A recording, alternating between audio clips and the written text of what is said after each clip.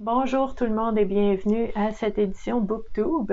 Aujourd'hui, je vous présente un livre de Elena Martinez, une nouvelle intimiste qui s'appelle Alba, la quête de l'absolu.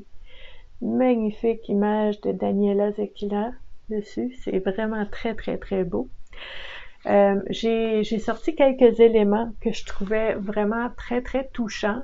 Pas facile de sortir certains éléments spécifiques, parce que, en fait, ce tout petit livre est vraiment rempli d'émotions, rempli de souvenirs, de nostalgie, de réminiscences, de toute une vie.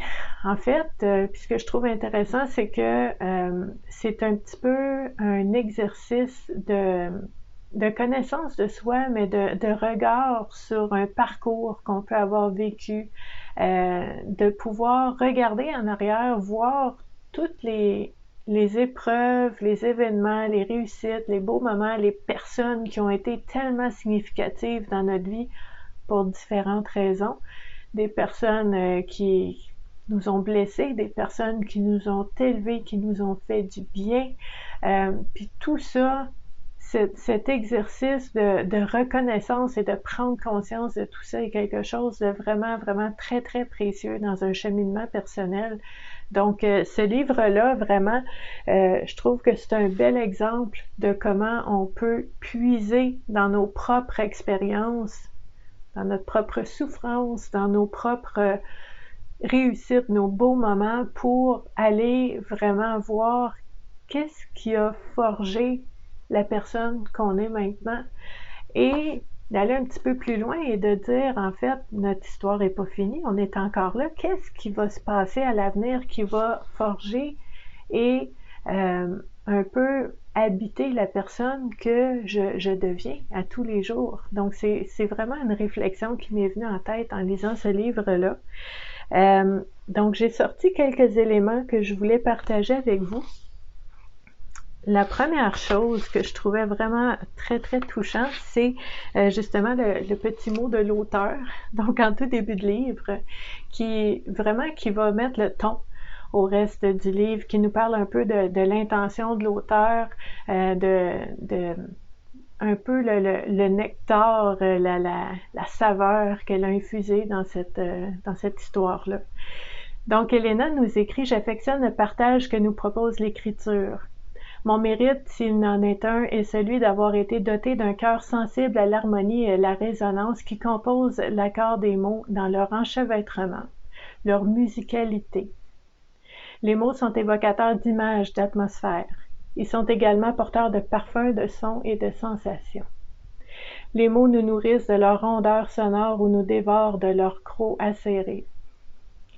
Créateurs d'une multitude d'émotions et libérateurs de quelques secrètes pulsions, les mots nous transportent, nous élèvent dans leur ascension ou encore nous précipitent dans leur chute abrupte. Et puis, il y a encore tous ces mots qui s'inscrivent entre les lignes, à peine audibles, et qui prennent à travers les phrases de plus en plus d'espace pour devenir tantôt symphonie, tantôt vacarme. Elena, qui a vraiment une belle appréciation de tout ce qui est la complémentarité, la dualité, la complémentarité, le clair, l'obscur, le bien, le mal, c'est tout ça en même temps. Puis j'aime beaucoup quand elle parle de musicalité, de son, d'odeur, c'est vraiment, en tout cas c'est mon expérience des mots aussi, qui peuvent nous aider à se dire, en fait, pour certaines personnes qui ont eu de la difficulté à s'exprimer, parfois les mots ont été la première façon de s'exprimer avant même de pouvoir parler. Donc ça aussi, c'est très important. Donc Elena nous raconte dans ce livre-là l'histoire de Alba.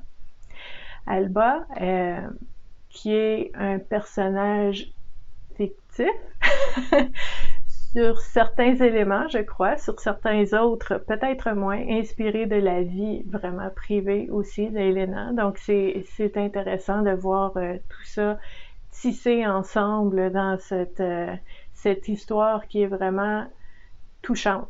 Je répète encore ce mot-là, mais c'est le mot qui m'est venu à l'esprit. Puis pour être honnête avec vous, j'ai terminé la lecture de ce livre-là en début de semaine, puis j'ai pris quelques jours pour décanter, pour mijoter, pour laisser planer et se replacer un petit peu les émotions, les prises de conscience, les différentes choses qui ont émergé à la lecture de ce livre-là. Donc quand même très intéressant. On prend le temps qu'il faut. Et maintenant, ben, on peut partager avec vous les extraits qui peuvent vous montrer un petit peu de quoi on parle dans ce livre-là, qui est en fait la vie d'Alba. Donc, elle parle de sa famille dans l'enfance, où est-ce que c'était vraiment pas facile. Donc, elle nous dit, dans cette cellule familiale fermée à double tour, chacun y assumait son rôle un peu bancal, comme une table aux pattes mal ajustées, donc, dont chacun aurait cherché malgré tout à trouver un certain équilibre. Personne ne fut épargné.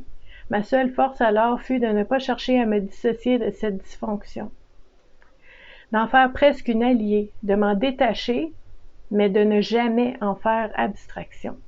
Car si je coupais un bout de mon passé, je deviendrais une amputée des émotions. Je ne pouvais nier que c'était mon histoire personnelle, car le refus, c'est la gangrène. Mais le passé doit cependant être exorcisé, car il grouille de blessures, de sentiments, de joie également, qui maintiennent une distance avec le présent.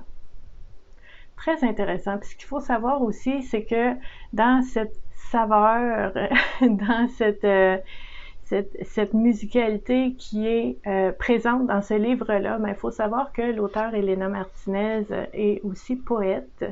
Donc la beauté des mots qui coulent ensemble, ça fait partie de ça, mais aussi de toute cet élément de cru, de vrai, de cruel des fois, puis d'aller vraiment chercher le bon mot, le mot juste, c'est très, très, très présent aussi. Puis Elena Martinez, qui est aussi intervenante psychosociale. Donc, tout ce qui est développement personnel, cheminement personnel, introspection, connaissance de soi, prise de conscience, aller dans les profondeurs pour aller chercher des réponses, ça fait partie vraiment de tout l'écosystème de cet auteur-là qu'on retrouve dans ce livre-là aussi. Donc, elle parle aussi de l'ambiance dans la vie familiale, dans l'enfance. Donc, toutefois, bien pire que l'écrit, il y avait les non-dits prenant de plus en plus d'espace, imprégnant de leurs empreintes poisseuses nos pauvres esprits. Mes parents ne m'ont jamais dit qu'ils m'aimaient, pas plus qu'ils ne m'ont dit le contraire. Rien ne pouvait être moins clair. Pourtant, les actes ne parvenaient pas à dissimuler ce manque flagrant d'un univers affectif. Donc, c'est pas facile à vivre, ça, pour un enfant. Ça fait partie de l'histoire d'Alba. Alba nous parle aussi, éventuellement, d'un beau et bon côté de sa vie et de sa jeunesse. C'est sa grand-maman Esperanza, qui était très, très, très présente, qui était... de ce que j'en comprends comme un souffle de fraîcheur et de vitalité, de vie, de liberté dans la vie de cet enfant-là. Donc ça, c'est vraiment beau parce que au début du livre, on parle de toute cette fermeture puis ce sentiment d'être pris, d'être prisonnier, de subir les humeurs et les états des différentes personnes dans la famille. Puis là, ben, quand on rencontre Esperanza, ben, c'est vraiment auprès d'Esperanza, ma grand-mère, tous les espoirs étaient permis et tous les rêves accessibles. Ça fait du bien. Ça prend quelque chose de positif, de bienveillant, de la douceur pour équilibrer tout ça dans une enfance qui a vraiment été lourde, d'avoir ces moments avec cette personne qui peut vraiment aider à s'épanouir, puis à grandir, puis à avoir de l'espoir que ça peut être autrement que ce qu'on vit à tous les jours à la maison. Donc pour Alba, c'était Esperanza. C'est très, très, très beau. Puis Alba nous parle vraiment du fait que Esperanza, c'est vraiment comme un rayon de lumière dans ses journées, puis dans tout ce qu'elle pouvait vivre quand elle était plus jeune, ben de dire, ben Esperanza, elle est là. Puis si elle est là, ben c'est qu'il peut y avoir des belles choses dans la vie, il peut y avoir de l'espoir. Et de dire si Esperanza est là et elle existe, ben ça veut dire qu'il y a des bonnes personnes dans la vie. Je vais en rencontrer d'autres. Je peux pas croire que tout le monde est mauvais ou tout le monde va me faire mal parce que Esperanza existe. Donc, l'exception à la règle fait que la règle ne tient plus. Puis ça, c'est important qu'on ait des personnes comme ça dans notre vie. Puis pour Alba, Esperanza, c'était vraiment une de ces personnes-là.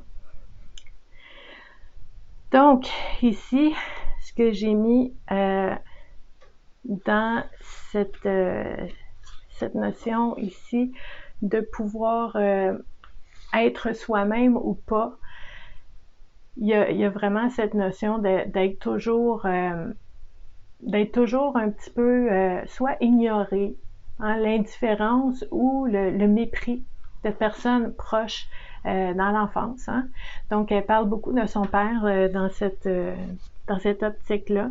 Puis, il y a un petit extrait ici, donc, qui nous dit en fait que c'est pas juste quand on est enfant que ces choses-là peuvent avoir une influence, un impact sur nous, mais que ça peut nous suivre dans la vie et qu'à ce moment-là, ben, le fait d'en prendre conscience, ça peut aider à agir autrement. Donc, il y a un certain moment dans le livre où est-ce que Alba nous parle de son mariage avec Martial. Et Martial qui est un peu indifférent, qui est pas très accueillant, qui est pas très bienveillant envers Alba, envers sa conjointe, puis c'est comme un petit peu quelque chose qui se répète avec, tu sais, on parle des hommes dans la vie, ben quand on s'en rend compte, on peut le voir venir et on peut changer les choses, mais quand on s'en rend pas compte, ben des fois on se retrouve dans des situations semblables. Donc il y a un moment où est-ce que Martial va dire à Alba, alors qu'elle essaie d'exprimer, d'affirmer quelque chose, hein, de dire comment elle se sent, ben Martial lui dit « Te voilà paranoïaque, ma pauvre fille, que vas-tu chercher là? Calme-toi et cesse de pleurnicher comme un saule pleureur, tes yeux sont bouffis, c'est pas joli à voir. Comprends bien que tout ce que je te dis, c'est pour ton bien, je te dis ça par compassion. Mes intentions à ton égard sont bienveillantes, allons, sèche tes larmes de crocodile. » Il fait un geste pour la prendre dans ses bras. « Si tu fais ce que je te dis, tout ira bien. » Moi, dans ma tête, ping, ping, ping, ping, gros signaux d'alarme, manipulateur, ça pue à plein nez, les signes sont là, ok, puis ça, c'est juste un extrait. Mais c'est toujours un peu comme ça, de remettre en question les émotions d'Alba, de lui dire qu'elle exagère, qu'elle est hystérique, qu'elle est folle, que c'est pas raisonnable, et que si elle fait comme lui dit, ben tout va bien aller. C'est quelque chose à lire. En tout cas, moi, ça m'a fait réagir. J'aime pas ça. J'aime pas ça, des situations comme ça. Je sais que ça arrive, mais ça me fait réagir, puis ça me fait vouloir dire, Alba, t'es pas dans le tort, là. T'as le droit d'avoir tes émotions.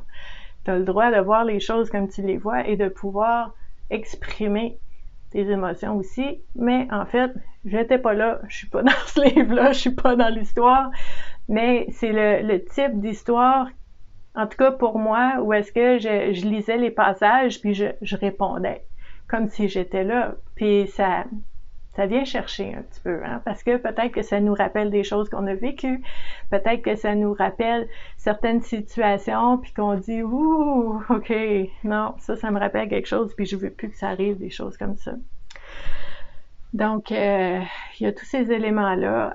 Il y a une partie qui est peut-être pas facile à lire pour certaines personnes. Je tiens à le mentionner, une petite mise en garde, parce que dans l'histoire, Alba a été violée par cinq jeunes hommes de 2 fois son âge, alors qu'elle avait 12 ans, dans le bois, à l'extérieur, puis qu'elle n'a pas pu en parler à personne. Fait que ça peut être un déclencheur, ça peut être un trigger pour certaines personnes. Donc, je vous avertis, hein, si vous lisez ce livre-là, mais il y a ce passage-là qui est pas facile, où est-ce que, comment je vous dirais ça? C'est tellement épouvantable, c'est tellement horrible, mais de la façon c'est écrit avec presque poésie, avec une candeur vraiment très touchante. Ça peut être quelque chose qui peut être touchant, mais c'est pas parce que c'est touchant que c'est mauvais, hein? C'est juste que je vous dis que ça peut éveiller certaines choses pour des personnes qui ont vécu certaines choses, et qu'à ce moment-là, ben peut-être que en lisant un livre qui est vraiment très très significatif et très évocateur, ben ça peut être intéressant d'en parler avec quelqu'un après si vous avez besoin. Donc ça, c'est quelque chose d'important à mentionner aussi. Il y a un autre élément que j'ai beaucoup aimé. Puis en fait, quand j'ai lu, entre autres, cette partie-là, je me suis comme vue un petit peu là-dedans. Puis encore aujourd'hui, pas juste avant. Donc, je vais quand même le partager ici. Alba qui dit « Je réalise que depuis longtemps, je me suis illusionnée par la pensée magique, croyant que lorsque tu donnes, tu reçois. Lorsque tu te montres gentille, tu es récompensé. Lorsque tu aimes, tu es aimé en retour. Et si l'on t'aime un peu, ben c'est que tu es aimable. Ma naïveté a été de croire en ce retour du balancier. De croire que si on désire le bonheur de l'autre, de toute évidence, l'autre t'en souhaitera tout autant. Alors que la vérité, la pauvre vérité, c'est que personne, aussi bien attentionnée soit-elle, ne t'accordera ce que toi-même tu n'es pas prête à t'accorder. Personne ne te donnera ce que tu n'as jamais su t'offrir. Personne ne pourra t'aimer davantage que tu ne sauras t'aimer. » Ça, là, je sais pas c'est combien de lignes, là, 10-12 lignes qui valent leur pesant d'or. Ça, là, on prend ça, on fait un extrait, on l'imprime, puis on le met sur le frigidaire, puis on le lit souvent. OK? Il y a des petits trésors comme ça dans ce livre-là. Donc, c'est vraiment quelque chose... c'est un parcours, c'est une histoire, c'est un cheminement de vie qui, d'un côté, peut aider à faire face à certaines choses que peut-être vous-même vous avez vécues, et d'un autre côté, peut peut-être vous inspirer à vouloir peut-être écrire votre propre histoire. On ne sait jamais, mais ça, c'est un super beau modèle. Donc, dans l'épilogue ici, très beau, il y a beaucoup de citations dans ce livre-là. Dans l'épilogue, il y a 2 citations que j'aime beaucoup. « Ta plus belle réalisation est de t'être construite toi-même pour devenir qui tu es vraiment envers et contre tout. » Donc, les chuchotements de l'espoir de Nadine Grelet. Je trouvais ça beau.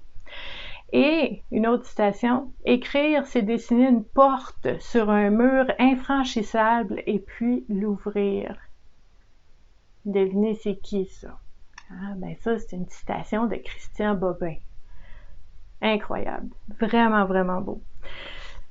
Donc, si ça vous tente de lire ce livre-là, vous pouvez contacter Elena Martinez au lien que je vais mettre sous la vidéo. Si vous voulez en savoir un petit peu plus sur l'auteur aussi, vous pourrez aller voir le lien sous la vidéo. Et je vais vous laisser aussi sous la vidéo les différents endroits où est-ce que vous pouvez joindre la communauté Vivre à coup de cœur, où est-ce qu'on parle à tous les jours de tout ce qui touche au bien-être et à la santé mentale. Donc moi, je vous accompagne là-dedans.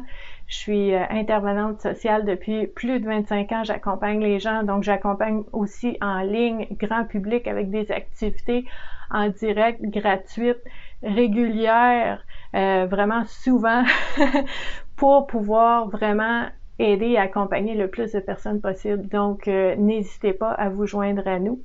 Et ben, je vous dis à la prochaine. Bye!